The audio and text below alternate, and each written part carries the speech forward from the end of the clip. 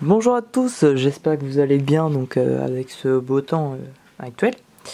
On se retrouve aujourd'hui donc pour la vidéo des 6000 abonnés. Donc je vais commencer par tous vous remercier hein, parce que ça fait assez plaisir d'avoir autant de monde qui suit, de voir que après quasiment 3 ans de chaîne, il y a toujours autant de monde qui regarde mes vidéos, qui commente. Donc voilà, je me sens toujours aussi utile après toutes ces années. Donc pour ces 6000 abonnés, je vous avais promis de vous montrer les nouveautés niveau insectes. Donc on va commencer avec ces beaux ficus. Hein.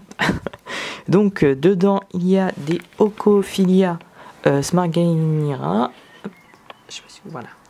Donc malheureusement j'avais un espoir d'avoir une reine avec cette colonie, mais apparemment vu le nombre de morts que j'ai et que je n'ai pas vu de ponte, je pense qu'il n'y a pas de reine. Donc en tout cas ça aurait été une belle expérience de les maintenir. Donc là ça fait un peu plus d'un mois que je les ai. Donc on peut voir ici un début de nid donc tissé avec les larves. Et puis là on peut voir, je vais essayer de faire monter une ouvrière, si elle veut bien monter. Non, elle n'a pas rien décidé. Voilà. Comme ça vous pouvez voir un petit peu. Donc il reste encore un peu de couvain de la colonie mère. Donc parce qu'un ami me l'a donné. Donc en fait c'est une espèce de petit essaimage de sa colonie mère qui est monté dans des feuilles. Donc moi j'ai récupéré les feuilles en pensant qu'il y avait une reine dedans. Mais malheureusement il n'y en avait pas. Donc c'est pas vraiment une nouvelle espèce, c'est juste un petit test de maintien. Mais pour l'instant tout a l'air de bien se passer, elle mange bien et tout. Donc au moins si jamais j'ai une reine, je saurai les maintenir hein, sur un ficus. Ensuite, les deuxièmes bébêtes. Hop, on va passer sur le bureau. Il est ici. Hop. Voilà. Donc les deuxièmes bébêtes, j'en ai déjà eu. Et en fait c'est les bébés de ceux que j'ai déjà eu. Donc ce sont des petits phasmes scorpions. Donc là j'en ai une petite dizaine de bébés. Je vais essayer d'en faire monter un sur ma main. S'il y en a un qui est assez calme pour monter. J'ai dit 1, j'ai pas dit 25. Hop. Donc là encore ils sont vraiment tout petits. Hein. Donc ils avancent un peu comme des fourmis. Et une fois qu'ils sont plus grands, ils sont plus calmes. Donc, là c'est des L1 que je vous ai montré. Mais il y a voilà, une L2 au fond. Hop. Donc il me reste encore des œufs. Je les nourris donc avec des feuilles de mûrier. Enfin de ronces hein, plus simplement. Donc pour l'instant j'ai aucun problème, j'ai pas eu de mort. Ils sont même peut-être un petit peu trop vivaces. Fait la mise au point. Allez, voilà. Hop. On va le remettre.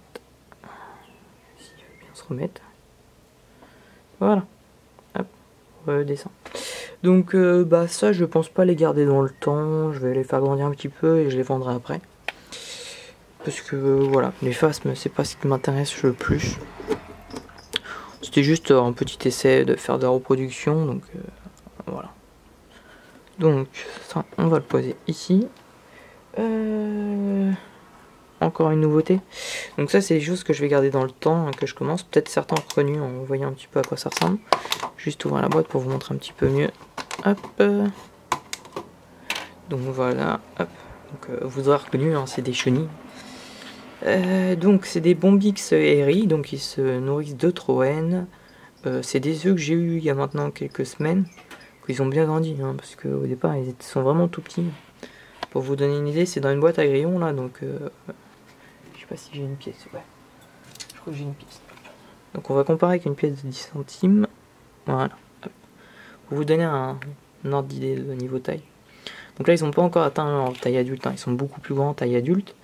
Donc le but de ces premières chenilles, ça va être de les faire éclore en papillon et d'avoir ma première génération donc chez moi de chenilles. Donc certaines serviront donc à nourrir mes différents animaux et le reste donc une petite partie serviront à refaire de la reproduction. C'est un projet, donc va y avoir peut-être une petite construction d'un flexarium assez rapide pour pouvoir loger les papillons adultes, parce que voilà, j'ai pas envie de les mettre dans un grand terrain ou autre chose. Donc je me suis dit de faire un flexarium, au moins ils ont de la place. Je vais mettre des roulettes, donc ce sera assez facilement déplaçable. Et ce sera toujours sympa à observer.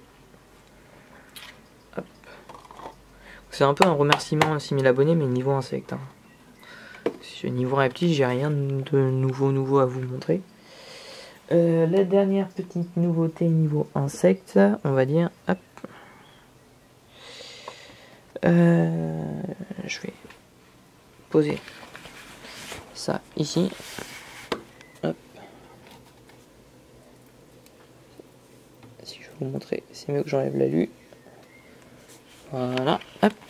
Donc. Attendez, puisque en fait faire une main, voilà, c'est pas facile. Donc ce sont... Ah, allez, fais la mise au point dessus. Donc des fourmis, des Tetramerium sylviae. Donc je les ai récupérés chez un ami dans le sud. En même temps que les Ocophia en fait. Donc il y a 2 reines je crois. Allez, fais la mise au point dessus. Ouh.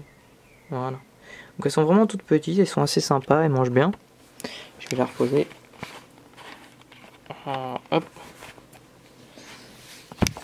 Je pense pas que je puisse mieux vous les montrer en fait. Donc il y a plusieurs centaines d'ouvrières, donc ouais, il y a 3 reines en tout. Je viens de les voir. Je sais pas si vous les voyez à l'écran, ça fait voilà.